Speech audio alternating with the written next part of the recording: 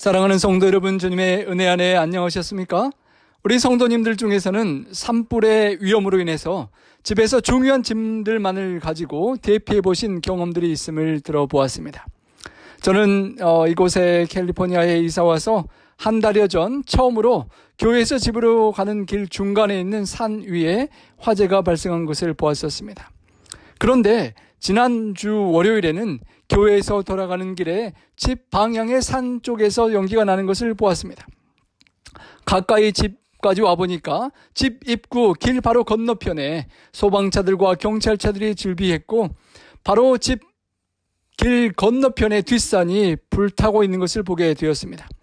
어느 정도 화재 진압이 된 상태였는데요. 저 생전 처음으로 저희 집 가까이에서 이렇게 산불이 나는 것을 처음 경험하게 되었습니다. 미국의 National Interagency Fire Center 통계를 한번 이번에 살펴보게 되었습니다. 2020년 올해 들어 미국에 발생한 큰 화재가 26,527건이나 되고요. 현재 바로 이번 주간에도 36곳에서 대형 화재가 진행 중이라고 하였습니다. 현재 캘리포니아에서 3곳에서, 아리조나에서는 6곳에서 대형 화재가 진행되고 있습니다. 바로 가까운 사우스베이 지역의 크루스파이어는 5,400에이커를 태우고 있고요. 아리조나 투선 북부의 비콘 화재는 현재까지 워싱턴 DC의 2배에 달하는 12만 에이커를 불태웠다고 합니다. 집 뒷산에 진화 작업을 하던 소방차들이 다 떠난 이후에 궁금하여 그 뒷산에 올라가 보게 되었습니다. 뒷산의 마른 덤불들은 다 불에 타버리고 말았습니다.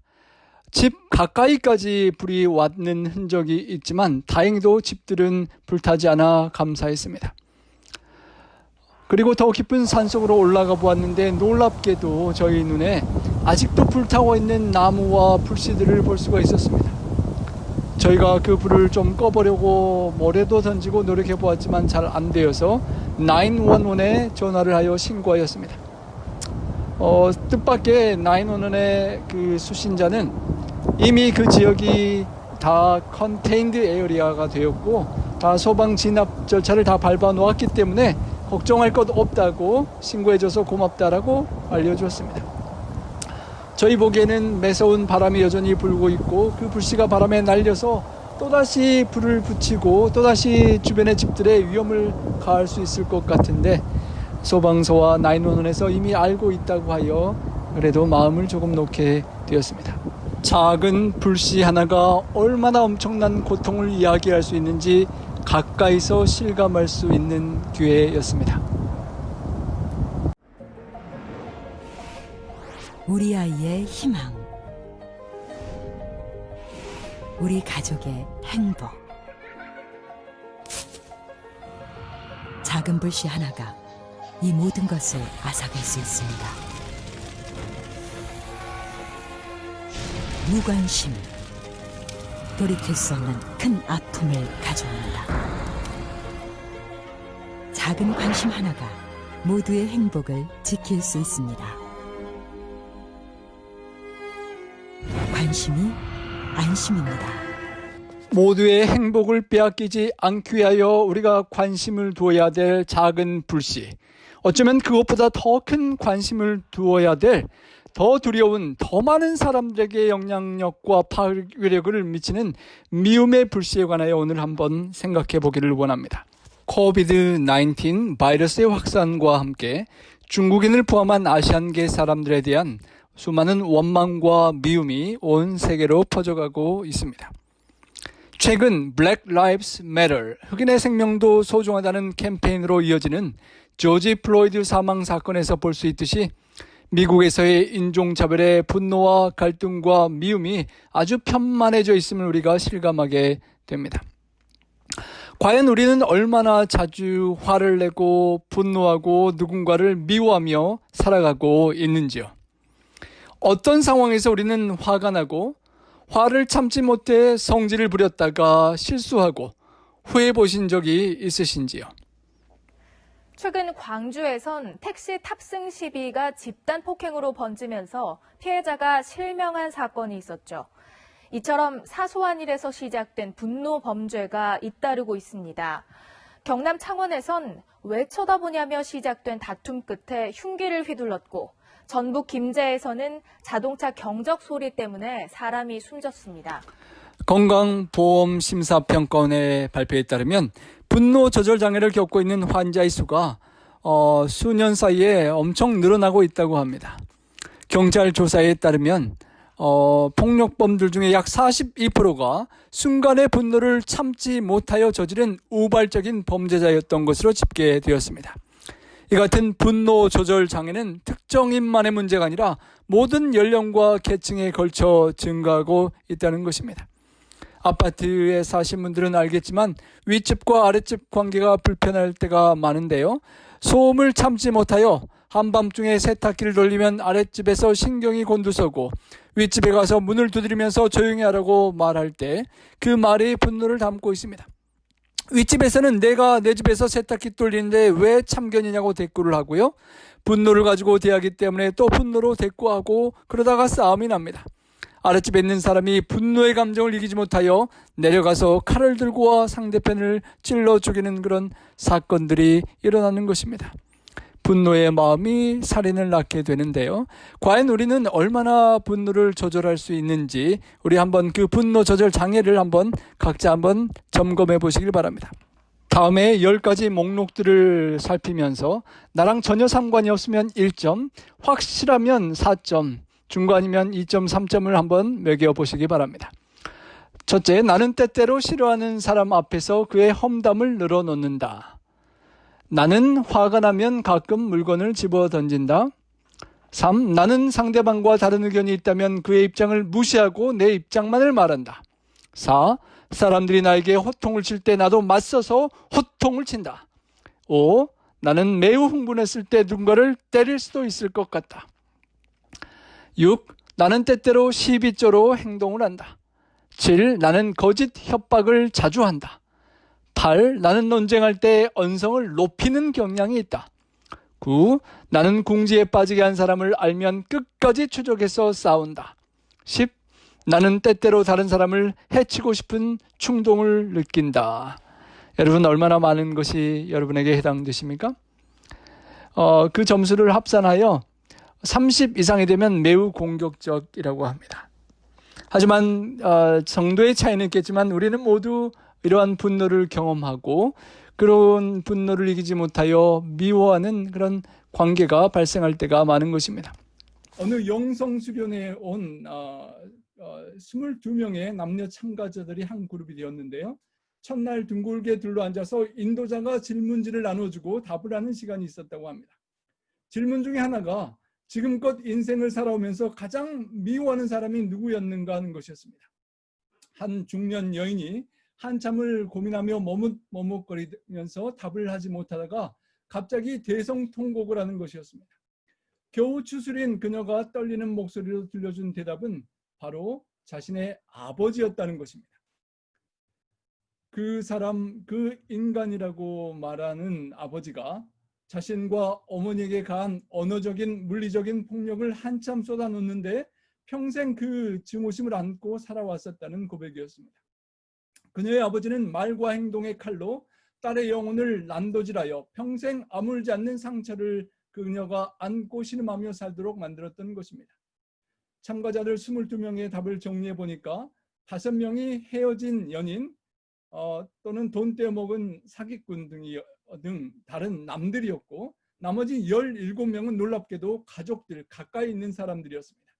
어머니 1명, 아내 2명, 남편 4명, 그리고 가장 많은 숫자가 10명이나 되는데 아버지였다고 합니다. 가까운 사람들에게 우리는 함께 살아가는 인간관계 속에서 미움과 분노를 경험하고 살아가게 되는 것입니다.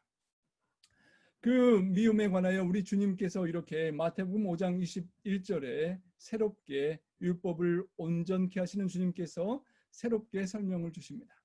우리 함께 한번 읽어보겠습니다. 옛사람에게 말한 바 살인하지 말라, 누구든지 살인하면 심판을 받게 되리라 하였다는 것을 너희가 들었으나. 예수님은 율법을 완전하게 하려 오셨다라고 하셨습니다. 율법에 대한 유대인들의 오해를 바로잡고 그 진실한 그 하나님께서 율법을 주실 때 기대하셨던 그 완전케 하는 그 율법에 담겨진 그 깊은 의미를 설명을 하시는데, 그 첫째가 살인에 관한 오늘 본문의 내용입니다. 본문의 말씀대로 하면 누구든지 살인하지 말고 사람을 죽이지 말아야 되는데, 살인하면 심판을 받게 되기 때문이라고 너희가 들어왔다는 것입니다. 이 말씀을 보면 분명히 우리는 살인죄가 아닙니다. 사람을 죽인 사람은 우리 중에 아무도 없으니까요, 심판도 받을 이유가 없는 것 같습니다. 그런데 예수님께서 그 살인에 대한 우리의 생각을 고쳐주시는 것입니다. 마음속으로 미워하고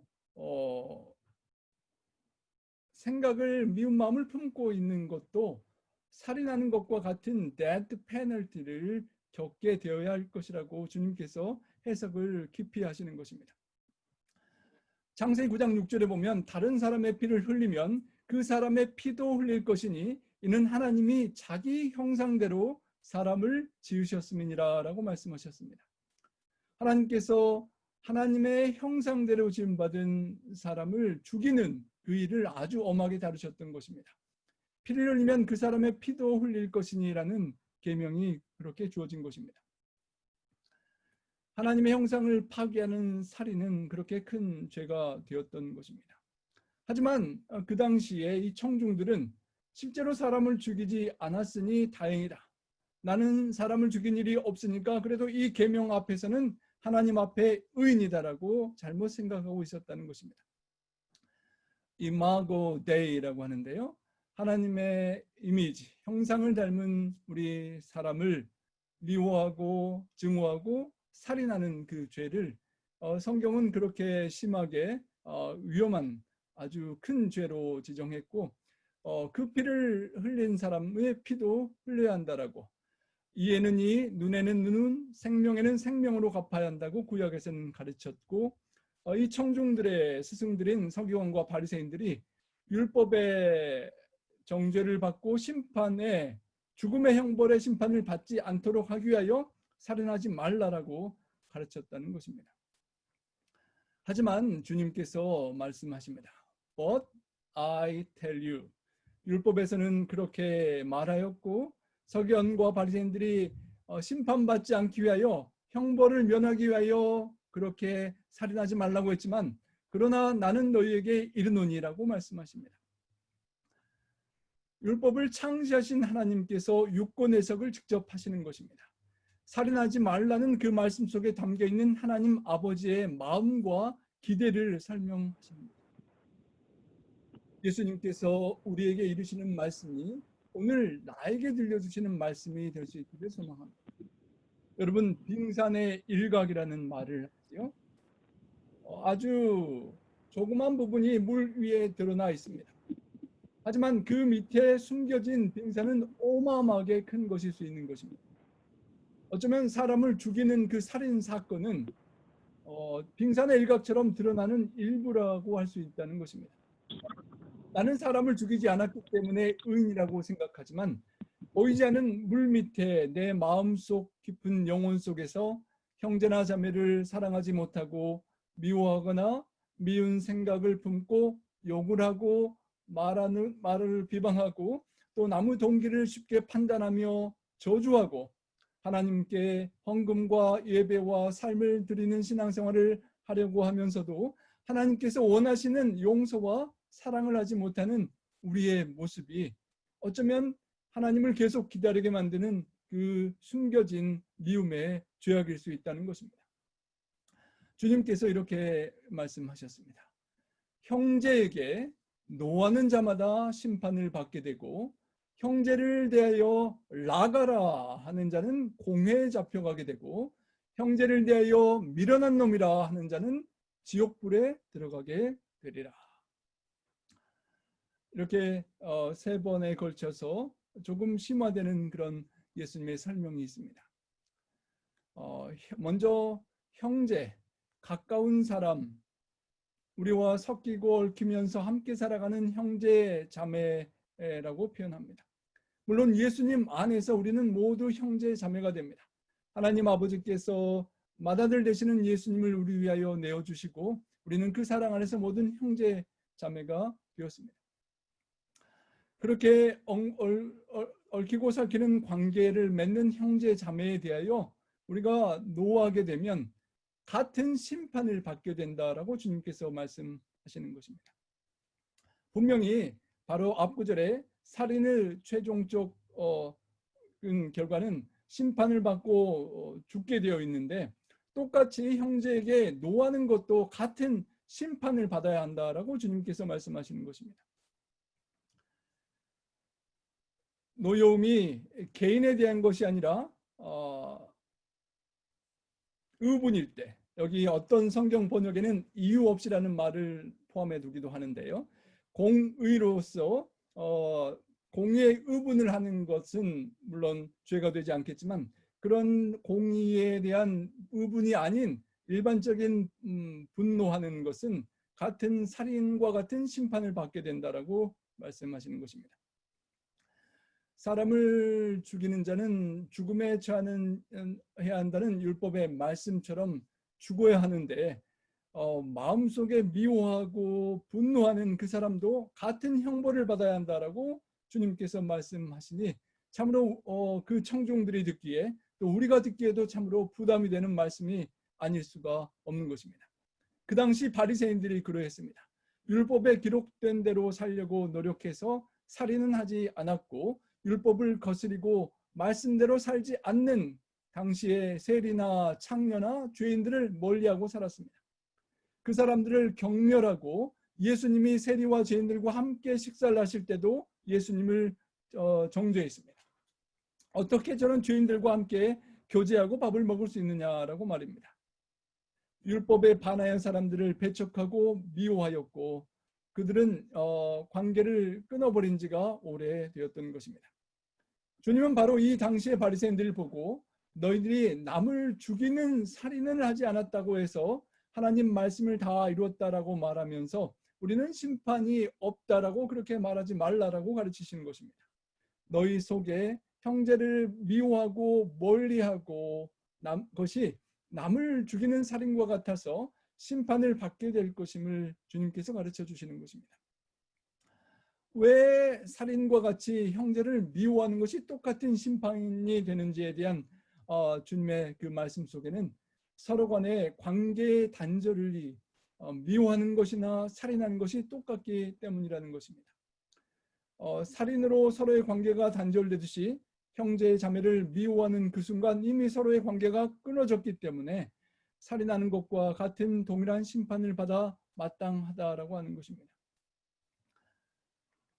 그 당시에 유대인들이 하나님과의 관계를 아주 소중하게 여겼습니다. 하지만 다른 죄인들, 이방인들과의 관계는 아주 소홀히 여겼던 것입니다. 그 당시에 말씀에 따라 충성되이 살아가는 바리새인들과 서기관과는 달리 이방 나라 아시리아인들과 통혼했던 이스라엘 후손인 사마리아인들을 그들은 형제로 받아들이지 않았습니다. 하나님의 율법을 지키며 선민으로서의 위치를 지켜왔던 그들은 너무도 쉽게 하나님을 포기하고 이방인들과 섞인 사마리아인들을 개라고 개 취급을 하면서 상대를 해주지 않았습니다. 그리고 자기 동족을 갈취하여 로마 정부에 갖다 바치는 그런 그리고 자기 욕심을 챙기는 세리들과 창녀들, 그런 죄인들을 도저히 받아들일 수가 없었습니다. 하나님의 율법이 있기 때문에 죽일 수는 없었지만 죽이고 싶도록 보기 싫고 미운 대상들이었던 것입니다. 율법을 맡은 이들이 율법을 주야로 묵상하고 그 율법에 따라 살인하진 않았지만 그들의 마음속에는 미움의 살인이 함께하고 있었던 것입니다. 이 본문의 헬라어를 보면 화를 낸다는 말에 오르기조메너스, 그래서 오르게라는 그런 용어가 쓰입니다. 화를 낸다는 두 가지 헬라어가 있는데요. 하나는 두모스라는 것으로 가랑잎에 불이 잠깐 붙었다가 그냥 다 타고 꺼져버리는, 잠깐 화가 났다가 그 화가 식어져 버리는 화를 두모스라고 하는데요. 본문에서는 오르게라는 또 다른 화를 설명합니다. 이 오르게라는 것은 화가 나서 화를 낼 뿐만 아니라 그 화를 간직하고 유지하면서 계속 화를 삭히지 못하고 미움을 버리지 못하고 품고 있는 것을 의미하는 것입니다. 이런 말이 있습니다. Forgiveness is better than holding hatred in your heart, because hatred is like a spark.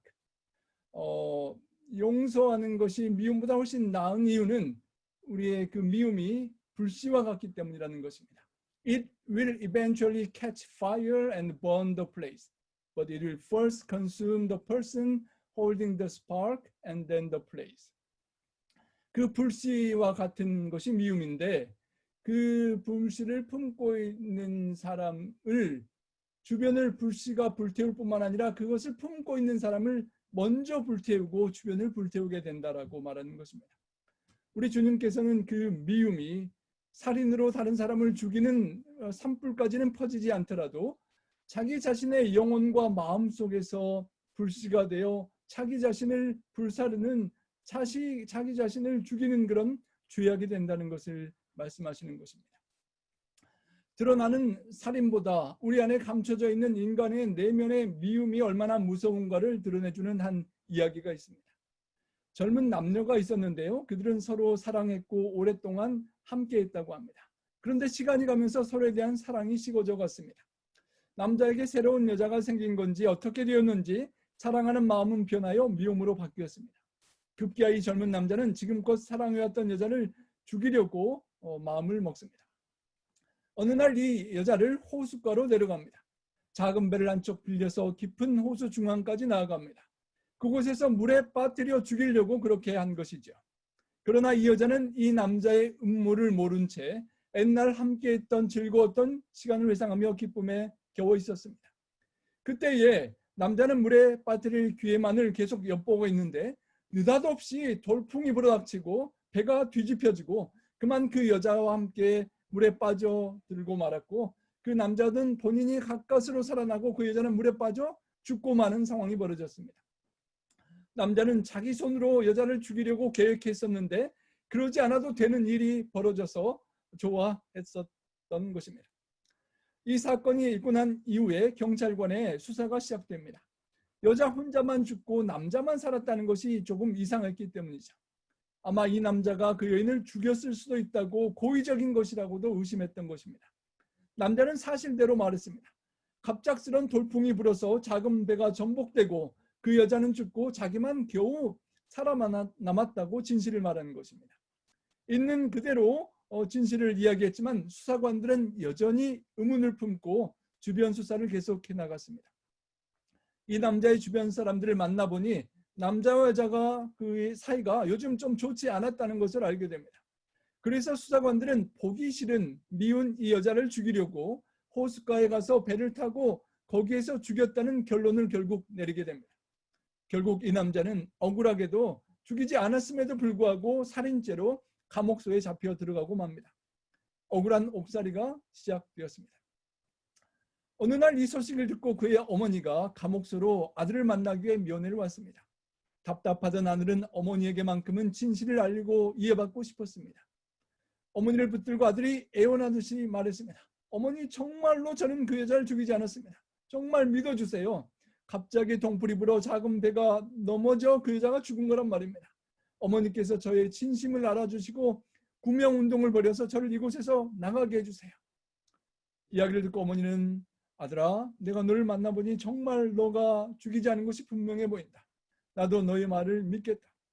너는 이제껏 엄마에게 그렇게 거짓말한 적이 별로 없었지. 그런데 아들아, 한 가지만 물어볼 테니 대답해 주겠니?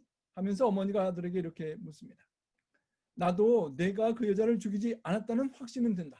그러나 혹시 너의 마음속에 그 여자를 죽이고 싶은 마음이 없었느냐라고 물었습니다. 아들은 조용하고 낮은 음성으로 묻는 어머니의 질문에 차마 대답을 못하였습니다. 그러면 왜냐하면 사실은 그 여자를 죽이려고 싶은 마음이 있어서 그곳에 간 것을 자기가 잘 알고 있기 때문이었습니다. 아무 대답도 않고 있는 아들에게 어머니는 다시 말씀하셨습니다. 아들아, 내가 혹 그 여자를 죽이고자 하는 마음이 있었다면 그건 이미 그 여자를 죽인 것과 똑같은 것이란다. 너는 어쩌면 그것에 대해 지금 벌을 받고 있는 것이 아닐까 생각한다 라고 그 한 영화의 이야기 속에서 우리에게 품고 있는 숨겨진 인간의 내적인 죄가 얼마나 무서운지를 깨닫게 하는 그런 이야기였습니다. 예수님께서 오늘 본문에서 말씀하시는 것이 바로 이 죄의 미움의 문제는 인간의 살인의 이전에 마음속에서 시작되었다라고 말씀하시는 것입니다. 어떤 마음을 갖고 있느냐에 따라서 그것이 마음에서부터 살인죄가 시작하기 때문에 형제를 미워하는 그 죄를 버리라고 가르쳐 주시는 것입니다. 예수님께서 우리의 마음 상태는 어떠한지라고 물으시는 것입니다. 미움에서 살인이 시작되기 때문에 그 마음을 주님 앞에 내어놓고 맡기라는 것입니다. 세상 법이 무서워서 사람을 죽이는 일을 실행하지는 못했지만 마음속으로는 분노한 나머지 정말 밉고 죽이고 싶은 생각을 품은 적이 없는지 우리에게 묻는 것입니다. 부부싸움 할 때도 사실 이런저런 이유들 때문에 이혼을 하지는 않았지만 분노한 나머지 마음속으로 몇 번이고 이혼을 결심해 보신 적이 혹시 있진 않으십니까? 인간관계에서 정말 살인하진 않지만 내 마음속에 미움으로 그런 마음이 심화되는 것을 느낀 적이 있느냐라고 주님께서 우리에게 물으시는 것입니다. 본문에 주님께서 또 사용하시는 부담스러운 말씀은 형제라는 단어입니다. 형제, 자매, 우리 아델포스, 브라더리라는 표현인데요.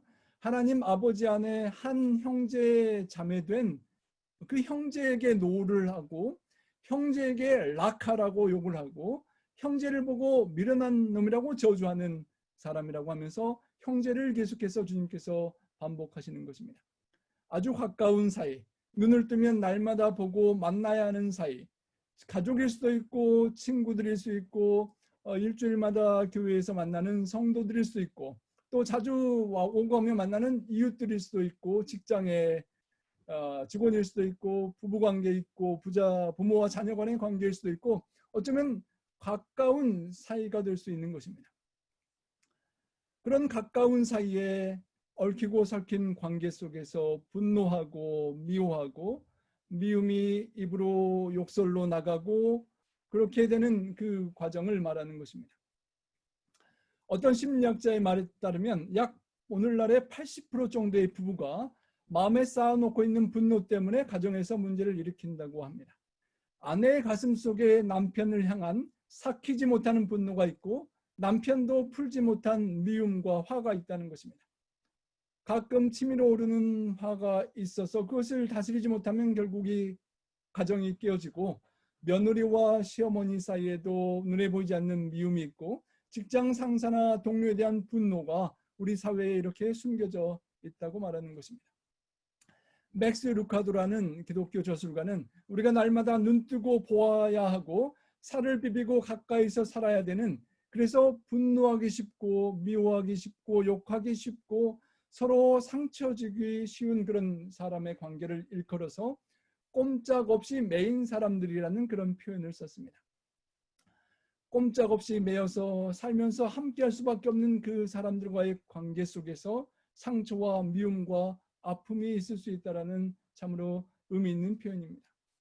사돈의 8촌도 안 되는 사람들과는 별로 미워할 사건이 일어나지 않는데 가까운 형제자매들 함께 있는 사람들에게 짜증나고 미워하고 화가 치밀 수 있는 그런 가능성이 있다는 것입니다. 우리 주님께서 그런 가까운 형제자매 얽히고 설키는 우리 삶 속에 진행되는 그런 관계 속에 숨겨진 씨앗의 미움의 불씨를 주님께서 끄기를 원하시는 것입니다. 성도 여러분, 우리 마음속에 해결되지 않는 불씨와 같은 미움과 분노가 혹시 남아있지는 않습니까? 그 미움의 불씨를 감추고 형제자매를 그냥 대하고 있지는 않습니까?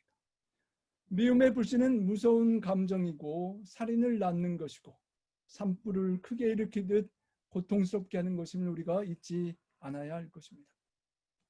빙산의 일각으로 나오는 그 분노 이전에 우리 마음속 깊은 곳에 숨겨진 미움과 그 감정을 주님 앞에 내려놓을 수 있는 우리가 될 수 있기를 소망합니다. 화는 분노하는 것은 우리 인간의 감정 중에 중요한 하나의 요소입니다. 히로에락 네 가지 중에 분노는 아주 핵심적인 정서인데요. 제이 아담스라는 사람이 상담 문제들의 90% 중에 분노가 포함되어 있다라고 말할 정도로 분노는 우리의 감정의 문제와 인간관계에 상담받을 만한 큰 문제를 이야기하는 중요한 감정이고 주님의 뜻대로 은혜로 다스려야 될 감정인 것입니다. 그 분노에는 여러 가지 단계가 있습니다. annoyed, 약간 짜증나고 약이 오르는 단계, frustrated, 좌절감을 느끼고 불만스럽게 느끼는 단계, 그리고 upset, 속상하고 마음이 상하고 상처를 입는 단계, irate, 성난, 격분한 상태, 그리고 furious, 맹렬하게 몹시 화가 난 상태, 그리고 enraged, 아주 격분하여 사람을 죽일 것 같은 그런 상태로 우리의 미움이 그 불씨를 끄지 않으면 불씨가 점점 커지고 산불로 퍼져나가는 것처럼 이 미움이 깊어져 가고 커져만 간다는 것입니다. 일상적인 짜증에서 컨트롤하지 못할 때 목표를 성취하는 데 장애를 느끼고 좌절감을 느끼는 것들이 계속 분노로 쌓이고 격분하게 되면 통제 불가하고 큰 살인 사건을 저지를 수 있다는 가능성이 있는 것입니다. 상사가 부하에게, 강자가 약자에게 공격적으로 분노하는 그런 반응을 하면서 나는 뒤끝이 없는 사람이라고 말하지만 상대에게 이미 상처를 주기가 쉽습니다. 그렇게 공격형 분노를 보이면 그것은 전염이 된다고 합니다. 직장에서 상사가 부하에게 화를 버럭 내고 미워하면 부하 직원 아버지는 상처를 입고 집에 가서 괜히 죄 없는 아내에게 자녀들에게 분풀을 하고, 자녀는 학원이나 학교에 가서 약한 아이를 때리거나 분풀을 하고, 그 아이는 집에 가서 죄 없는 강아지를 발로 차게 되는 것입니다. 분노와 미움은 계속 전달되고 전염되는 것입니다. 반대로 수동적인 공격형의 수동적인 분노가 있다고 합니다. 화가 날 때 협조하지 않고, 아내가 화가 나면 그냥 남편에게 공격은 하지 않지만 밥을 안 차려준다거나, 또 남편은 아내가 힘든 일, 도와줘야 될 일을 도와주지 않다거나, 자녀들이 화가 나서 대답하지 않고 공부도 안 하고 시간만 때운다거나, 그런 수동적인 분노의 반응도 있습니다. 직장에서 못마땅한 표정으로 서류를 받아서 제자리에 돌아와서 들어보라는 식으로 크게 책상을 닫거나 그렇게 소리를 내는 반응들도 있을 것입니다. 또 어떤 분들은 나름 긍정적인 방법으로 푼다고 생각하면서 화가 날 때 골프를 치는 분도 있다고 합니다. 볼을 보고 그 미운 사람을 생각하면서 이렇게 탁 치면서 딱 하면서 그 사람을 생각하고, 어떤 사람은 좀 크게 볼링장에 가서 볼링볼을 굴리면서 그 핀들을 미워하는 사람으로 생각한다고도 하는데요. 미움을 쌓게 하는, 어떻게 보면 살인하지 않는 나름 해소한다는 법일지도 모르겠지만 주님께서 말씀하시는 방법으로 하면 그 미움은 해결하는 좋은 방법이 될 수 없는 것입니다. 여전히 그 미움을 쌓아가는 것이기 때문이죠. 성경이 그러면 주님께서 어떻게 그 분노를 해결하라고 하시는 걸까요? 성내기를 더디하라고 하신 주님께서 분노의 불이 계속 퍼져나가는 것을 통제하는 법을 우리에게 가르쳐 주시는데요. 여기 화면에 나오는 것이 코로나 바이러스가 번지는 지도가 아니라 우리 총기 사건이 난 곳을 점으로 찍은 지도라고 합니다. 분노를 참지 못해서 총기 사건이 이렇게 많이 발생하고 있는 것입니다. 우리의 분노를 주님의 말씀대로 다스려야 할 것입니다. 오늘 주님께서 세 가지로 그렇게 그 미움을 깊이 설명하실 때, 형제에 대해서 라카라고 하는 사람도 같은 심판을 받는다라고 하셨습니다. 그 라카라는 말은 헬라어로 속이 텅 비었다는 뜻이라고 합니다. 우리가 좀 불편한 말이지만 머리가 텅 빈 사람, 골빈 놈이라고 욕하는 것과 비슷한 것입니다. 바보, 천치, 멍청이, 돌대가리라고 사람을 비하하는 그런 욕설과 같은 것입니다. 이렇게 욕을 하는 것이 간접 살인과 마찬가지라고 조심하라고 하시는 것입니다. 상대방을 나쁘게 보이도록 이야기하고 비방하고 깎아내리는 편견과 시기와 중상모략과 투기와 그런 모든 음모와 헛소문을 퍼뜨리고 수군수군거리는 모든 것들이 이 라카에 해당되는 것입니다. 또 세 번째로 주님께서 형제를 대하여 미련한 놈이라고 하는 사람은 지옥불에 벌을 받을 것이라고 말씀하셨는데, 여기서 미련한 놈이라는 말은 모로스라는 말인데요. 라카라는 말이 사람의 지식이 좀 부족하다라고 그렇게 멸시하는 것이라면, 이 모로스라는 말은 동기가 악하다라는 그런 더 경멸하는 그런 욕설인 것입니다. 어쩌면 사람의 동기를 비난하고 판단하는 그런 저주를 퍼붓는 것입니다. 마음속으로 미워하는 것이 계속 쌓이면 입으로 상대의 지성을 깎아내리는 그런 욕을 할 수 있고, 더 심화되면 그 상대방의 동기까지도 악하게 하나님이 하실 판단을 내가 하면서 저주할 수 있다는 것입니다. 우리가 보통 운전하면서 화가 날 때가 있죠. 갑자기 끼어드는 차나 실수하는 사람들 보면 화가 나는데, 그래서 분노가 나서 저지르는 확 내뱉는 말이 어쩌면 이 본문의 라카라는 말과 같은 상황이 될 것입니다. 우리가 쏟아내는 분노가 다른 사람을 직접 죽이지는 않지만 그런 죽일 수 있는 가능성을 우리가 경험하고 있다는 것입니다. 실제로 미국 사람들은 이런 상황 속에서 총으로 쏘는 그런 사건 소식들을 우리가 많이 듣게 되는 것입니다. 어떤 지나가다가 카지노와 같은 많은 가정을 파괴하는 그런 건물을 보면 저런 건물을 그냥 불타 없어졌으면 좋겠다라고 말하는 그 말의 생각도 어쩌면 살인에 관계되는 것일 것입니다. 그렇게 분노하고 경찰에게 잡혔는데 우리 차에는 이런 스티커가 붙어 있으면 어떻겠습니까? I love Jesus, Jesus is my anchor라고 우리가 그리스도인으로서 가끔 이런 스티커도 차에 붙이고 다니는데, 우리가 삶 속에서 실제 드러나는 모습은 진정 그리스도께서 가르치시는 용서와 사랑이 아닌 미움과 증오의 모습을 볼 수가 있다는 것입니다. 세상에 사람들을 비방하는 것이 실제로 사람을 죽이게 됩니다. 우리 한국의 많은 스타들이 악한 악플에 의해서 자살하게 되고, 그렇게 사람이 소리 없는 살인이 되는 그런 사건들을 우리가 뉴스로 많이 듣게 됩니다. 상대방을 함부로 비난하고 미워하는 그런 죄악들이 나도 모르게 우리는 저지를 수가 있게 된다는 것입니다. 어떤 기독교인이 성경 그렇게 암송 경시대회에 나갔다고 하는데요.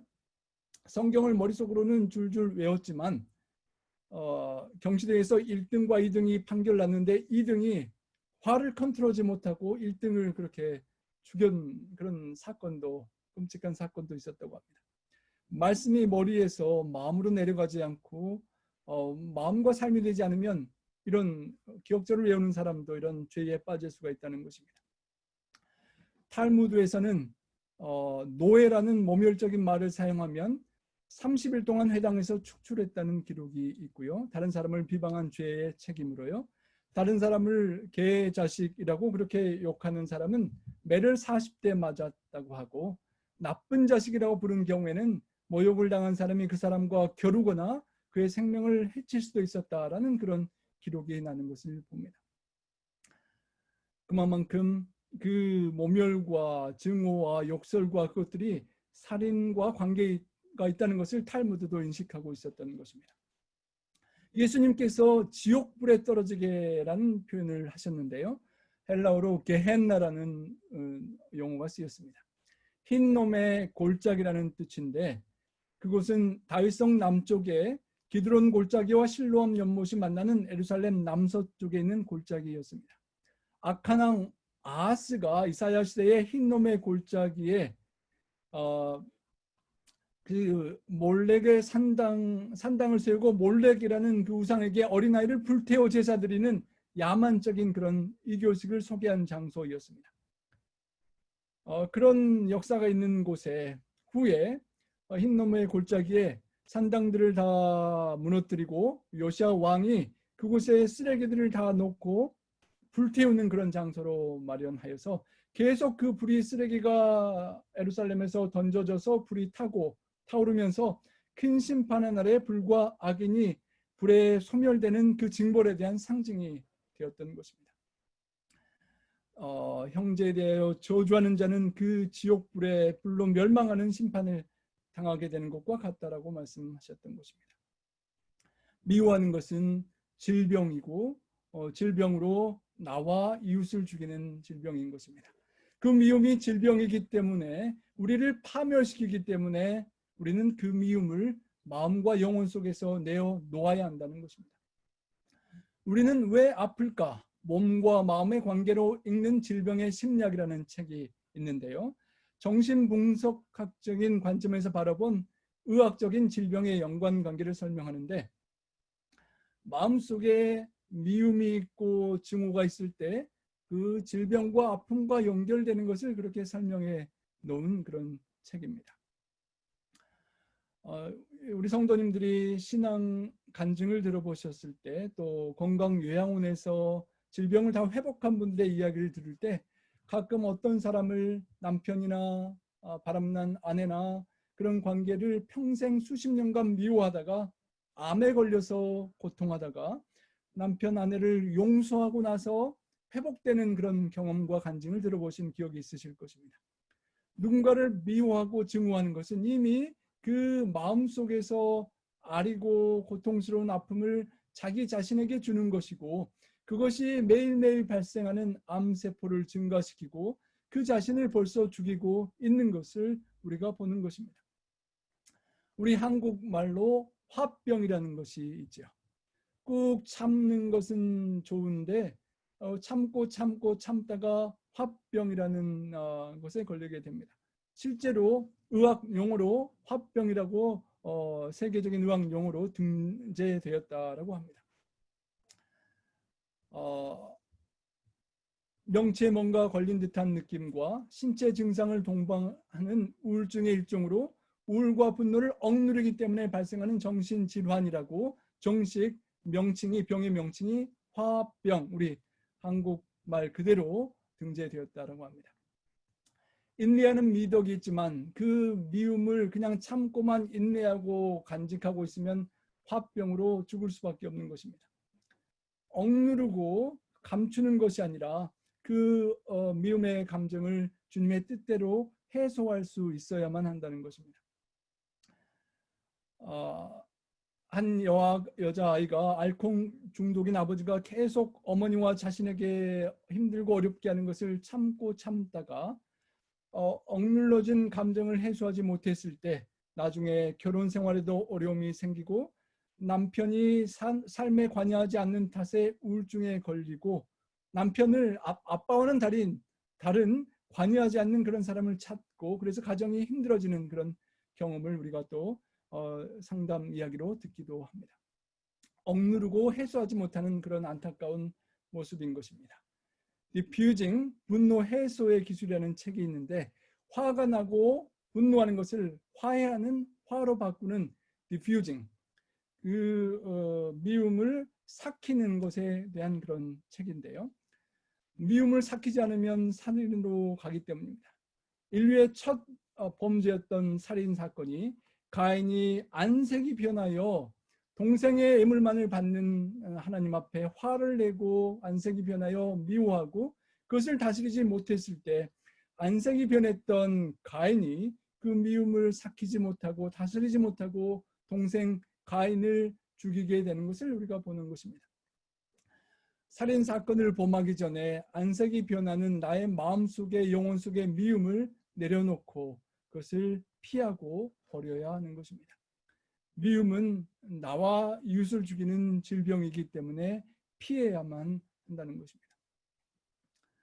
예수님께서 말씀하시는 나의 미움이 이렇게 벽을 치는 분노로 표현되고 사람을 죽이는 겉으로 드러나기 이전에 깊은 숨겨진 마음의 동기를 내려놓고 주님 앞에 풀어 헤치기를 원하신다는 것입니다.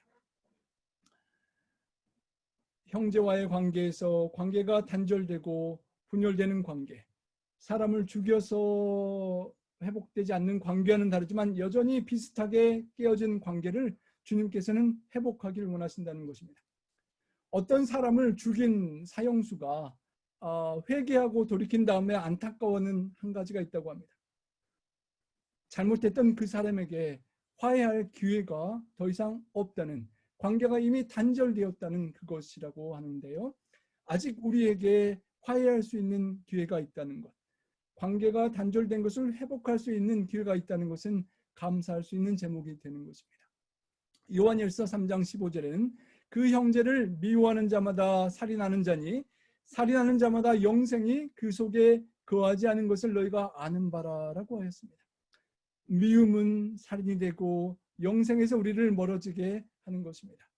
하나님을 사랑하노라 하고 하나님께 예배하러 나오지만 그 순간 여전히 형제를 미워하면 이는 거짓말하는 자니 보는 바 형제를 사랑하지 아니하는 자는 보지 못하는 바 하나님을 사랑할 수 없느니라 라고 말씀하시는 것입니다. 누군가를 미워하는 내 마음을 내려놓지 못하면 우리는 감옥에 갇혀 있는 것입니다. 다른 사람을 그 미워하는 감옥에서 풀어주기 전에 그 사람을 풀어주면 그 사람이 풀려나는 것이 아니라 미움의 감옥에 갇혀 있는 내 자신이 풀려지는 것입니다. 남을 미워하는 그 마음을 내려놓지 못하면 내가 매일 먹는 밥이나 음식에 독약을 넣고 매일 먹는 것과 같은 결과를 낳는 것입니다. 계속 내 영혼 속에 있는 그 미움이 나를 죽여가고 있기 때문인 것입니다. 남을 용서할 수 없는 사람은 자기가 돌이켜 건너가야 할 다리를 스스로 파괴하는 사람이라고 조지 허버트는 말했습니다. 다리를 연결하고 화목하길 원하시는 주님의 기대는 그 다리가 결국 나 자신도 건너가야 될 화목의 다리이기 때문인 것입니다. 주님께서 그 독수와 같은 그 분노를 어떻게 해결할 것인지를 이제 설명하시는데요. 그러므로 예물을 제단에 드리려다가 거기서 내 형제에게 원망 들을 만한 일이 생각나거든 이라고 말합니다. 앞에서는 내가 상대를 미워하고 내가 상대를 원망하는 상황인데 이 본문은 반대로입니다. 내가 예물을 하나님 아버지 앞에 나아가서 예물을 드리려고 하는데 거꾸로 형제가 나에게 원망할 만한 일이 생각난다면이라는 말입니다.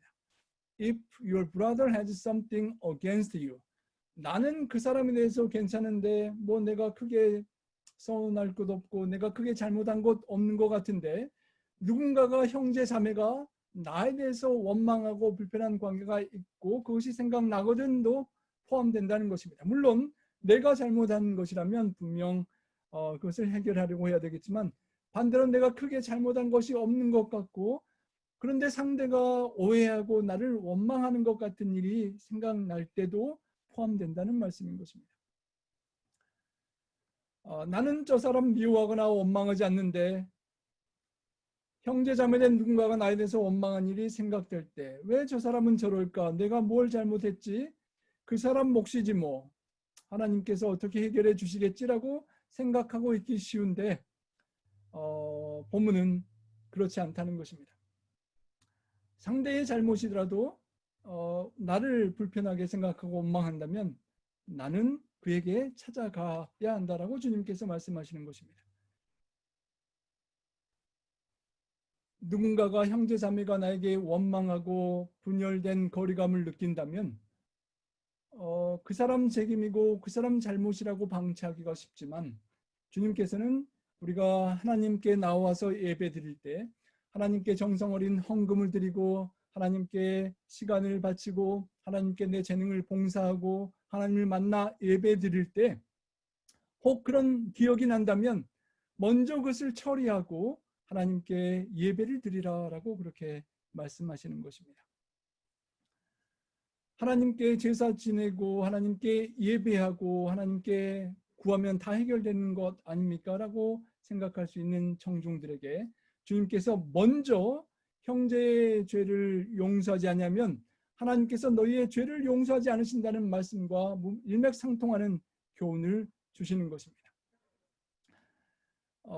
기억나는 죄가 있고 관계가 있는데 여전히 예배를 드리러 나오면 하나님께서 그 예배를 받으시는데 아픔과 어려움이 있으시다는 것입니다. 누군가가 나에 대해 불편하는 것이 기억나지 않을 때는 모르지만 기억이 난다면 그것을 풀기 위하여 내가 찾아가고 노력해야 한다는 것입니다. 24절에 예물을 제단 앞에 두고 먼저 가서 형제와 화목하고 그 후에 와서 예물을 드리라. 여러분, 그의 나라와 의를 먼저 구하는 우선순위가 있지 않습니까? 하나님께 먼저 가야 되는 게 맞는 것 같은데, 하나님께 예물을 먼저 드리는 게 맞는 것 같은데, 예수님께서 말씀하시기를 먼저 가서 형제와 화목하기를 먼저 하라고 요청하시는 것입니다. 그리고 나중에 와서 하나님께 예물을 드리라는 것입니다.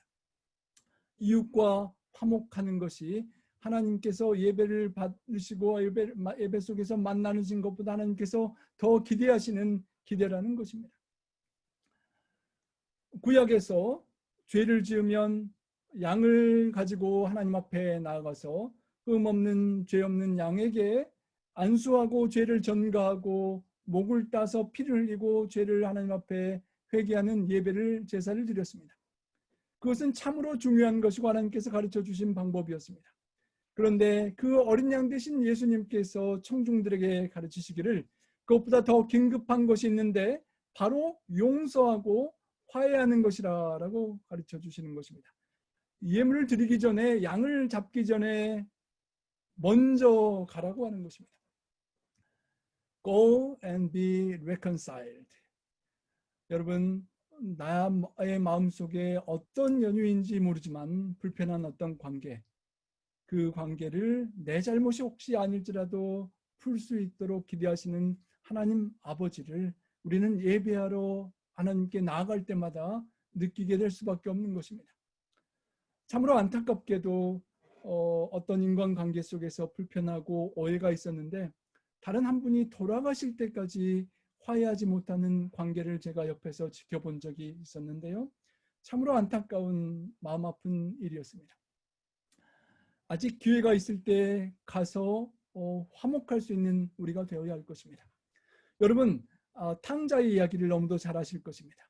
탕자가 돌아왔을 때 아버지가 탕자를 만나고 예배와 같은 하나님과 탕자 아들의 잃어버린 아들의 기쁜 만남이 있었을 때 기분 나빠서 함께 싫어하는 밖에서 예배하러 아내 아버지 앞에 나오지 못했던 형을 기억하게 됩니다. 죄짓고 방탕하고 아버지의 유산을 다 망가뜨려버린 낭비해버린 동생이 밉고 그렇게 미운 동생을 그냥 받아주시는 아버지의 태도가 싫어서 잔치자리에 들어가지 않은 탕자의 형처럼 어쩌면 우리의 마음이 그 미움의 불씨를 내려놓지 않으면 하나님 아버지께 나아가는 그 예배와 만남 속에 아버지께 기쁨이 진정으로 되는 예배를 드리기가 어렵다는 것입니다. 하나님 아버지, 저 미운 탕자가 아버지 곁에 있으면 저는 집에 들어가기 싫습니다. 하나님 아버지, 저 미운 분이 만약 아버지께서 용서하시고 천국에 간다면 저는 그런 천국에 가고 싶지 않습니다. 라는 미운 마음이 우리 속에 있어서 어떻게 천국에서 천국의 행복을 우리가 느낄 수 있겠습니까? 하나님 앞에 서기 전에 예배하고 예물을 드리기 전에 형제와 자매와의 진정한 화해부터 하기를 기다리시는 아버지의 기대인 것입니다. 명절에 사랑하는 부모님께 찾아가며 많은 선물들을 가져가는 자녀들에게 부모님이 기뻐하시지만 혹 우리가 탕자와 같이 부모님께 속썩이고 문제 많은 형제를 용서하지 못하고 사랑하지 못하고 화해하지 못한다면 부모님은 마음 아파하실 것을 기억하는 것입니다. 먼저 가서 형제와 자매와 화해하고 그 후에 나에게 와서 예배와 예물을 드리기를 기대하시는 아버지의 마음이 탕자의 형을 바라보는 그 하늘 아버지의 모습임을 기억하게 되는 것입니다.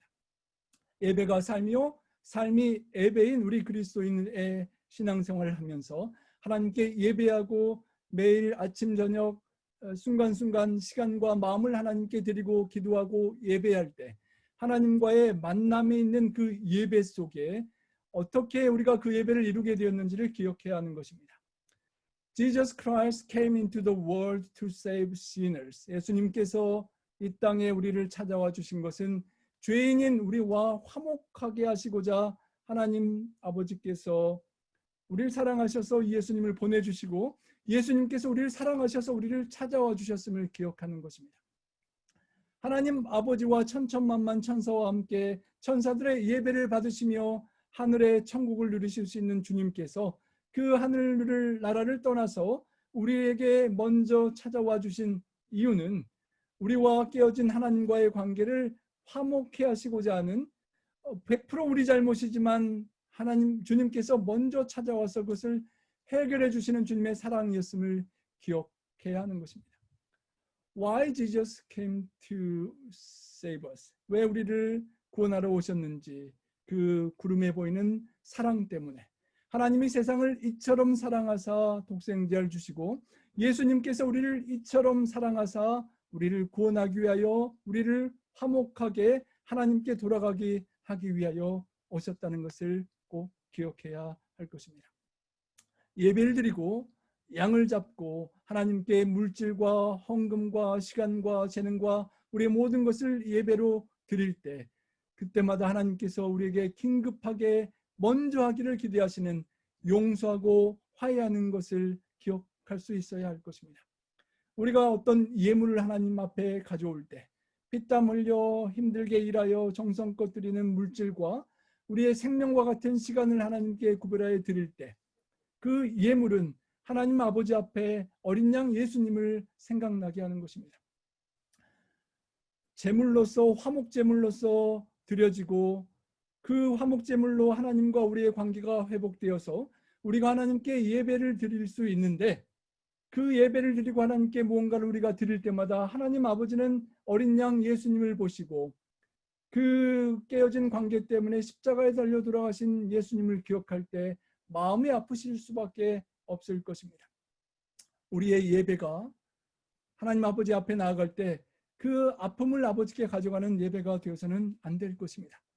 이사야 1장 11절의 말씀입니다. 우리 읽을 수 있는 분 함께 읽어보겠습니다. 여호와께서 말씀하시되 너희의 무수한 재물이 내게 무엇이 유익하뇨?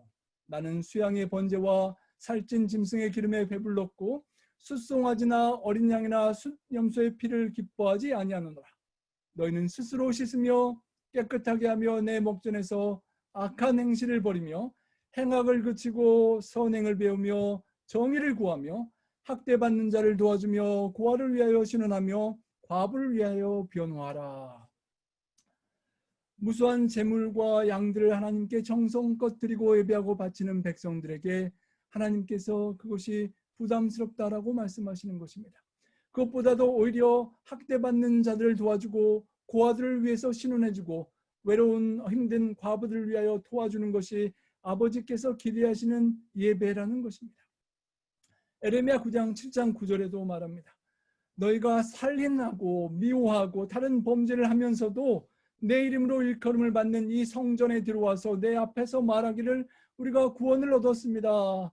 나는 사람 죽인 적이 없고 정죄받을 일이 없습니다. 라고 말하면서 여전히 미움과 살인을 하고 있다라는 아버지의 부담스러운 마음의 표현인 것입니다. 사무엘이 사울 왕에게 말했던 것을 기억합니다.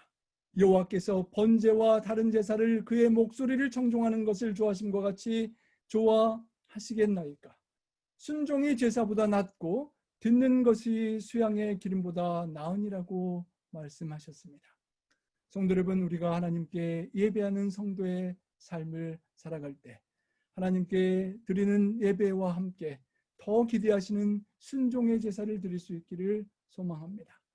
예배와 예물을 하나님 앞에 개인적으로나 가정적으로 교회적으로 드릴 때마다 하나님 앞에 정성 어린 예물을 드릴 때 어린 양 예수님 희생 제물 되신 그 주님께서 어떻게 십자가에 달리시고 어떻게 가시면류관에 못에 찔리고 창에 찔리셨는지 그 아픔을 기억하며 그 아픔으로 주님께서 나와 하나님을 화목케 하고 우리와 우리를 화목케 하시는 기대를 갖고 있었음을 기억하면서 예배를 드릴 때마다 혹 나에게 원망할 만한 형제자매가 있지 않은지 기억하고 돌이키고 그 형제자매를 위하여 기도하고 용서하고 품어줄 수 있는 우리가 될 수 있기를 소망합니다.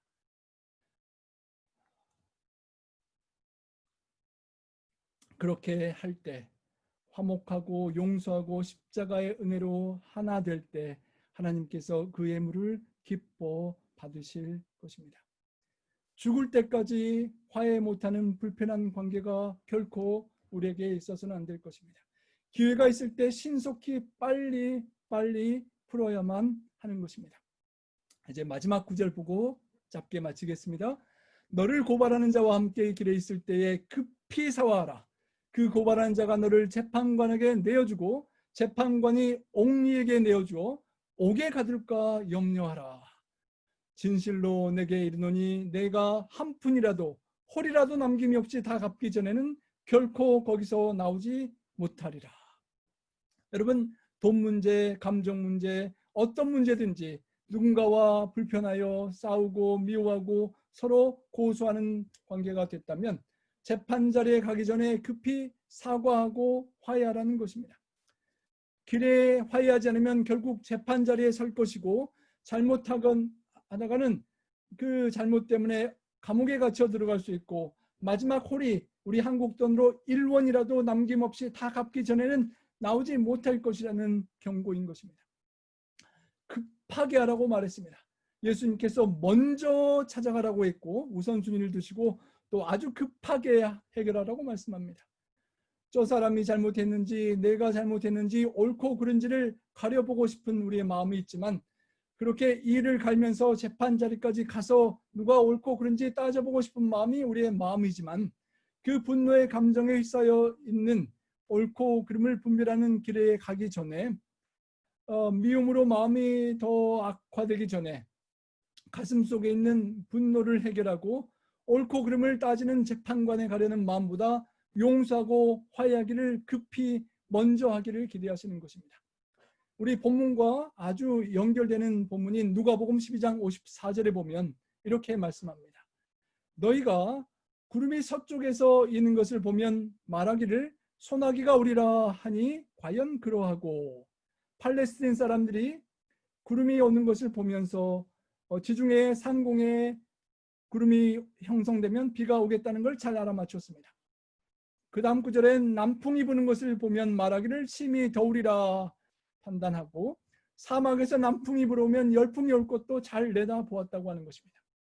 그런데 그들이 천지의 기상은 분간할 줄 알면서 어찌 시대는 분간하지 못하느냐라고 그렇게 주님께서 말씀하시고 오늘 본문의 말씀을 똑같이 하셨습니다. 일기와 기상을 분별할 수 있는 너희가 시대의 징조를 왜 분간하지 못하느냐 하는 것입니다. 우리가 시대의 징조를 보고 있습니다. 참으로 미움이 팽만해지고 코로나 바이러스와 함께 미움 증오가 계속 퍼져나가는 것을 보게 됩니다.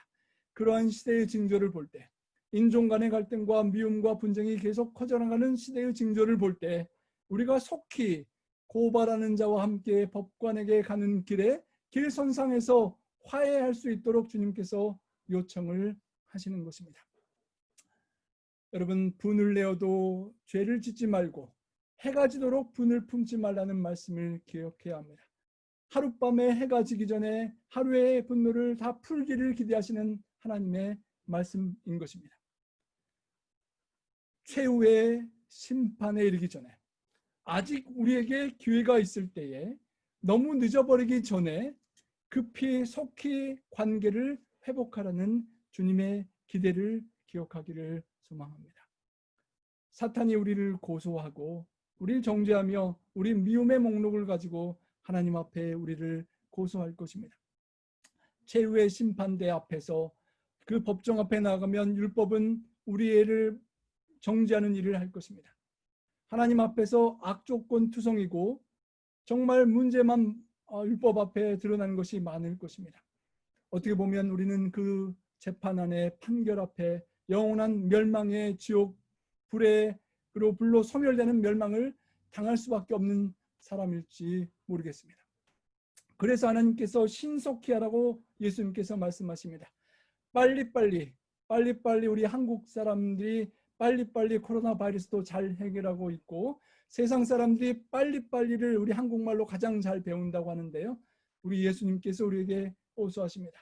재판장에 가기 전에 최후의 심판이 있기 전에 빨리빨리 형제 자매와의 관계 회복을 위하여 노력하고 관계를 회복해달라고 호소하시는 것입니다. Winning your wife back before it's too late. Winning your husband back before it's too late라는 게리 스몰리 목사님의 좋은 두 책들이 있습니다. 너무 늦기 전에 아내를 회복하고 너무 늦기 전에 남편을 돌이키라는 그런 책인데요. 제가 캐나다 밴쿠버 교회를 섬길 때 홈리스 사역을 함께 하던 캐나다인 한 기독교인 박사님을 기억합니다. 그 신학 박사님이 홈리스 사역을 하시는데 홀로 하시는데요. 사모님에 대해 물어보았더니 과거에 자신이 신학을 열심히 하고 다른 일을 열심히 하고 홈리스 봉사를 열심히 하는 건 좋았는데 부인에게 너무 잘하지 못해서 부인이 자기 자신을 버리고 떠나갔었다는 그런 아픈 추억을 얘기해 주면서 젊었을 때 부인에게 참 잘하라 라는 그런 말을 해줬던 게 잊지 않고 기억이 됩니다. Before it's too late. 부인이나 남편이 내 곁을 떠나가 버리기 전. Before it's too late. 나의 친구와 이웃과 성도와 인간관계에 그 친분을 맺는 사람이 영원히 떠나버리기 전에 다시는 관계를 회복하고 용서하고 화해할 수 있는 기회가 놓쳐지기 전에 그 영혼을, 그 관계를 회복하고 이기고 돌이킬 수 있는 우리가 될 수 있기를 소망합니다. 어떤 형제나 자매에 대한 미움과 분노가 가슴에 찰 때 우리는 어떻게 할까요? 그 미움을 해결할 수 있는 방법은 없을까요? 필 라이큰 목사님이 쓰신 사랑한다면 예수님처럼이라는 책에 보면 이런 말이 있습니다. 영적으로 문제가 되는 것은 나를 화나게 하는 그들이 아니라 쉽게 화를 내는 나다. 혹시 너무 쉽게 화가 나는가? 잘못된 것들에 대하여 그릇된 방법으로 화를 내는가? 필요 이상으로 화가 나는가? 그것은 당신 안에 사랑이 없다는 확실한 증거이다. 돈이나 시간이 없을 때 혹은 문제가 점점 커질 때 분노하는 쪽을 택했는가? 그것은 당신의 필요를 채워주신 하나님을 신뢰하지 않았다는 증거이다. 우리는 하나님께 시선을 돌리는 대신 문제만 크게 보고 화부터 낸다. 분노는 믿음과 직접적인 연관이 있다. 믿음으로 주님을 바라보시고 우리 분노와 미움을 주님의 은혜로 이기고 승리할 수 있기를 소망합니다. 늦기 전에 주님의 은혜로 돌이킬 수 있는 우리가 되기를 소망합니다. 1983년 조지아주 클레이턴 카운티에서 재판이 열렸습니다. 기소된 범인은 켈빈 존슨이라고 하는 흑인 남자였고 백인 여성을 성폭행했다는 죄로 기소를 당했습니다. 미국 재판에는 배심원 제도가 있습니다. 여러분도 잘 아시는 바와 같이 그 배심원들의 판결이 굉장히 판단에 중요한 역할을 합니다. 그날도 그 재판소에는 배심원들이 회의를 하고 있었습니다. 배심원들 전부가 그런데 백인이었습니다. 한 40분 정도 서로 의논을 하더니 이 기소된 흑인 남자가 진범이라고 단정을 지었습니다. 흑인 여자 4사람이 찾아와서 그 피고의 알리바이를 제시했는데도 배심원들은 묵살시켜 버렸습니다. 그리고 저 흑인이 진범이라고 단정을 했습니다. 재판관은 무기징역을 선고하고 말았습니다. 무기징역을 선고한 재판관 앞에서 켈빈 존슨은 마지막 진술을 이렇게 했습니다. 하나님이 내 증인입니다. 나는 잘못 억울하게 기소되었습니다. 저는 죄가 없습니다. 이제부터 저는 감옥에서 저의 억울함을 하나님이 벗겨주시도록 예수 그리스도의 이름으로 기도를 날마다 드릴 것입니다. 그리고는 그는 감옥으로 끌려갔습니다. 그리고 너무도 억울하고 안타까운 16년이라는 세월이 흘러가 버렸습니다. 켈빈 존슨은 다시 재판정에 서게 되었습니다. 그를 무죄 석방시키기 위한 것이었습니다. DNA 유전자 검사를 통하여 이 사람이 진범이 아니라는 것이 16년 만에야 밝혀진 것입니다. 재판관이 그를 이제 석방시켜 주었습니다. 그 시간 그는 손에 조그마한 신약 성경을 꼭 쥐고 서 있었습니다. 무죄 석방이라는 재판관의 말을 듣고 묵묵히 재판정을 나오고 있는데 기자들이 몰려들었습니다. 막 붙들고 질문했습니다. 존슨 씨, 당신을 16년간이나 감옥에 집어넣어 억울하게 썩게 만든 그 판사와 배심원들을 증오하지 않습니까? 보복하고 싶지 않습니까? 그리고 모순이 많은 이 미국의 사법제도에 대해서 뭐라고 한마디 하고 싶은 말이 없습니까?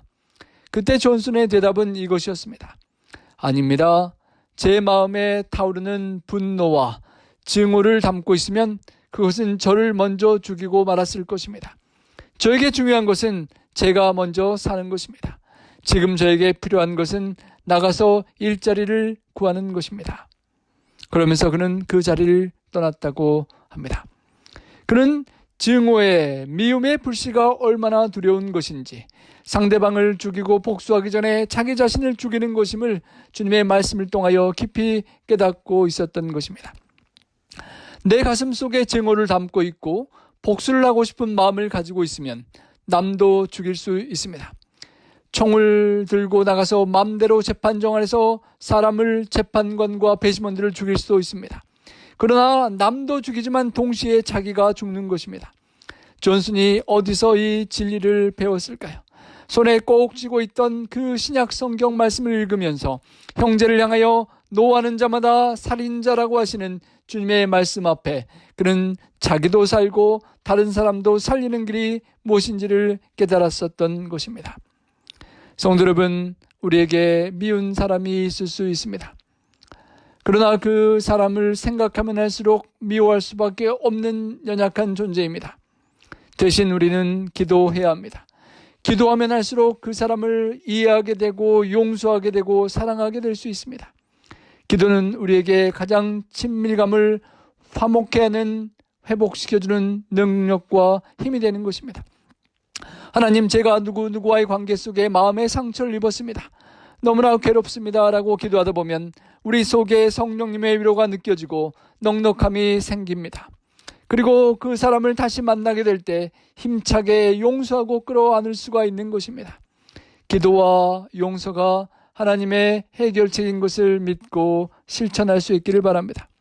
우리가 성령을 향해 날마다 두 손 들고 기도하면 매일매일 우리에게 하나님의 은혜가 임하여 과거에 용서하지 못했던 사람도 용서하게 되고, 다른 때는 쳐다만 봐도 생각만 해도 화가 나고 밉던 사람도 오늘은 너무나 불쌍하다는 마음도 생기고, 오래오래 묵은 원한이 나도 모르게 뿌리가 뽑히고 마는 놀라운 하나님의 은혜를 체험할 수 있게 될 것입니다.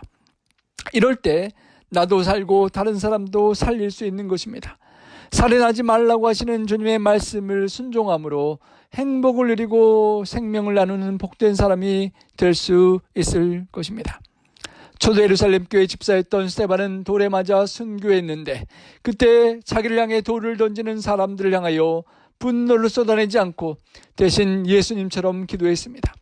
주여, 이 죄를 그들에게 돌리지 마옵소서. 스데반이 용서의 기도를 할 수 있었던 것은 그가 성령으로 충만했기 때문입니다. 예수 그리스도의 영, 성령으로 충만한 스데반은 분노를 이길 수 있었던 것입니다. 누가 뭐래도 우리에게 성령이 함께 하시면 예수님을 닮아가고 예수님을 따라 사랑할 수 있을 것입니다. 우리의 죄와 모든 분노를 다 짊어지시고 십자가에 대신 죽으신 예수님이 십자가에 못 박히실 때 나도 그와 함께 못 박혔다라고 고백할 수 있다면, 내가 그리스도와 함께 십자가에 못 박혔나니 믿음의 고백을 드릴 수 있기를 소망합니다. 내 안에 분노도 미움도 증오도 우리 주님과 함께 십자가에 못 박고 죽었더라면 우리는 더 이상 미워하고 분노할 필요가 없는 것입니다. 내가 죽었는데 용서하지 못할 사람이 어디 있겠습니까? 한 걸음 나아가 이렇게 고백할 수 있기를 소망합니다. 예수님이 나의 주님이시고 이제는 내 안에 예수님께서 사신다. 내 안에 나는 죽고 내 안에 예수님이 사시기에 예수님의 사랑에, 용서에, 성령으로 충만해지는 것이 분노를 이기고 살인죄를 이기는 열매로 맺히는 우리의 삶이 되기를 소망합니다. 마음의 분노로 더 이상 형제 자매를 살인하는 죄를 범하지 않고 예수님의 사랑으로 체험받고 화해하고 용서하며 사랑하며 살 수 있기를 소망합니다. 우리가 끌 수 없는 미움의 불길을 하늘 아버지께서 독생자의 보혈을 마지막 한 방울까지 뿌리시면서 그 미움의 불길을 다스려 주셨습니다. 그 보혈을 의지하면 우리의 미움의 분노의 불씨와 같은 생각과 마음과 감정이 분노와 살인으로 발전하지 않고, 아버지여 저들의 죄를 용서하여 주시옵소서라는 기도를 우리 주님과 함께 할 수 있게 될 것입니다. 그 주님의 용서의 사랑의 은혜가 우리의 모든 미움의 불씨를 완전히 소진시켜 주시기를 함께 기도하도록 합시다. 성도 여러분, 본문에서 말씀하시는 살인하지 말라는 계명을 잘 지킨다고 생각하지만 내 마음속에 혹 불편한 형제 자매가 있고 내 마음속에 미움과 분노와 욕설과 증오가 저주가 있다면 내 자신이 살인자입니다. 하나님의 십계명 앞에 정죄받아 죽을 수밖에 없는 살인자입니다. 어쩔 수 없고 해결할 수 없는 죄인임을 고백할 수밖에 없습니다. 내 마음속에서 진행되는 살인이기 때문입니다. 성도 여러분, 그 살인의 미움을 우리 힘으로 해결할 수 없을지 모르겠습니다. 저희 집 앞에 산불이 났을 때 도저히 우리 주변 이웃집 사람들은 그 산불을 자기 힘으로 끌 수 없었습니다. 그때 하늘에서 큰 비행기가 날아가면서 저 붉은 우리 주님의 보혈을 생각해 하는 그 불을 번지는 것을 방해하는 것을 뿌리는 모습을 저희가 보게 됩니다. 나무를, 돌들을 다 붉은 빛으로 적시고 그 선 넘어서는 더 이상 불이 퍼져나가고 산불이 번지지 않게 하는 그것을 보면서 우리 주님의 보혈을 생각하게 됩니다. 우리가 해결할 수 없는 미움의 문제를 우리 하나님께서 공중 비행기를 보내주시고 하나님 아버지께서 독생자를 보내주셔서 보혈과 선혈을 흘리시고 우리의 미움 관계, 불편한 관계에 주님의 보혈을 뿌리시고 그 선 넘어서는 결코 미움이 살인으로, 미움이 욕설과 증오와 저주로 나아가지 않도록 그 피를 뿌리시는 하나님의 사랑을 저는 집 뒤에 산불의 그 분홍색, 붉은색 흔적을 볼 때마다 기억하게 되는 것입니다.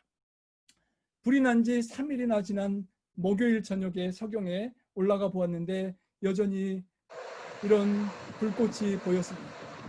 코델리아 센 바람에 그 불꽃이 불이 난 지 4일이나 지났는데 이미 비행기가 그 붉은 주님의 보혈과 같은 더 이상 불이 번지지 않는 것을 다 해결했음에도 불구하고 여전히 그 기둥에서는 불씨가 남아서 바람에 불타는 모습을 보았습니다. 성도 여러분, 주님께서 십자가에서 보혈을 흘리시고 그 모든 죄악의 미움의 산불이 퍼지는 것을 막아주셨는데 혹 내 마음 속에는, 내 영혼 속에는 누군가 아직 용서하지 못하고 미워하는 분노의 불씨가 내 자신을 태우고 있지는 않는지 생각해 보게 되는 것입니다. 캘리포니아에서 많은 이 여름 가뭄에 산불 소식을 들을 때마다 내 마음과 영혼 속에 꺼지지 않는 미움의 불씨가 있지 않는지 하나님 아버지 앞에 고백하고 내려놓고 주님의 보혈로 적시고 그 모든 것들을 우리 꺼지는, 불씨가 꺼지는 우리 모든 성도님들과 제가 될 수 있기를 소망하며 말씀을 드리겠습니다. 우리 함께 기도하시겠습니다. 사랑의 아버지 하나님, 위험한 산불들을 자주 목격하며 불씨가 얼마나 두려운 것임을 깨닫게 되고 그 불씨가 우리 마음속에, 영혼 속에 미움의 불씨요 우리 영혼을 불살라 영원히 멸망시킬 수 있는 것임을 우리 주님께서 깨우쳐 주신 은혜를 인하여 감사합니다. 하나님 아버지, 도저히 꺼트릴 수 없는 그 미움의 불씨, 용서하기 어려운 불씨가 있음을 하나님 앞에 고백하고 이 시간 각자 내려놓기를 원하오니 저희 마음속에 있는 미움과 용서하지 못하는 그 타오르는 불씨를 주님의 보혈로 적셔 주시고 주님의 사랑으로 꺼뜨려 주시옵소서. 하나님 아버지, 그리고 주님을 만날 때마다, 아버지를 부를 때마다, 예물을 가지고 아버지께 예배할 때마다 우리 주님의 어린 양 되시는 희생을 기억하고 다시 한번 형제를 미워하고 자매를 사랑하지 못함으로 주님을 십자가에 못 박고 어린 양 죄 없는 힘없는 예수님께서 상처 입고 피 흘리지 않도록 주님 저희들을 변화시켜 주시옵소서. 주님, 코비드-19로 어려운 상황 중에 우리 성도님들께서 귀한 안식일의 시간을 구별하시고 귀한 헌금과 헌물을 구별하셨습니다. 특별히 이번 주에 헌금은 미주와 세계 여성 선교를 위하여 활용된다고 합니다. 주님, 작은 정성이 모여서 여성들을 통한 세계 선교 사업에 귀하게 쓰일 수 있도록 도와주시고 귀한 정성으로 예물을 구별하는 우리 성도님들에게 주님 모든 우리 마음속에 삶 속에 불편한 우리를 아리게 하는 그 미움의 문제를 해결해 주시고 코비드-19로 인하여 세상의 물질이 말라가는 이때에 하나님께서 넉넉히 풍족히 채워주시는 축복을 경험할 수 있도록 축복하여 주시고 주님 영광받아 주시옵소서. 돌아오는 한 주간도 세상 속에 살아갈 때 미움과 증오가 가득한 이 세상을 주님의 사랑으로 용서하고 품어주고 화평케 하는 하나님의 아들, 딸로 살아가며 예배하며 주님과 동행할 수 있도록 함께하여 주시옵기만을 우리 구주 예수님 성 오지하여 간절히 축원하옵나이다. 아멘.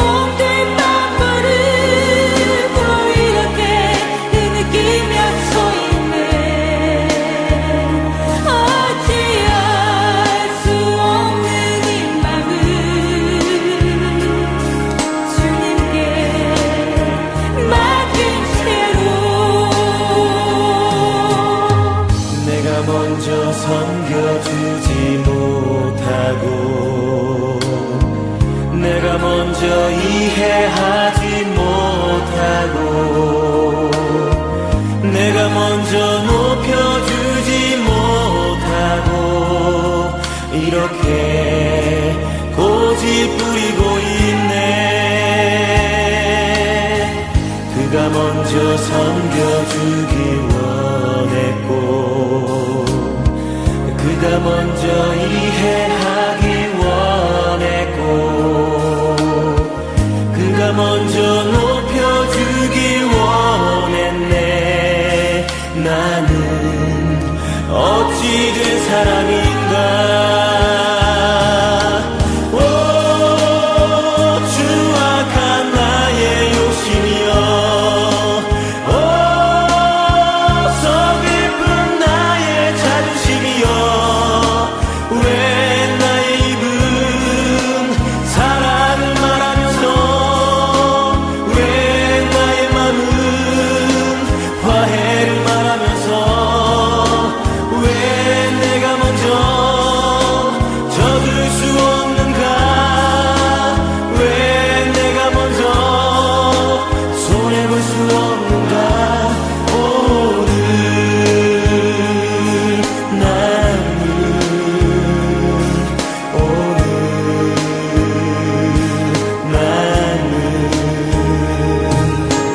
주님 앞에서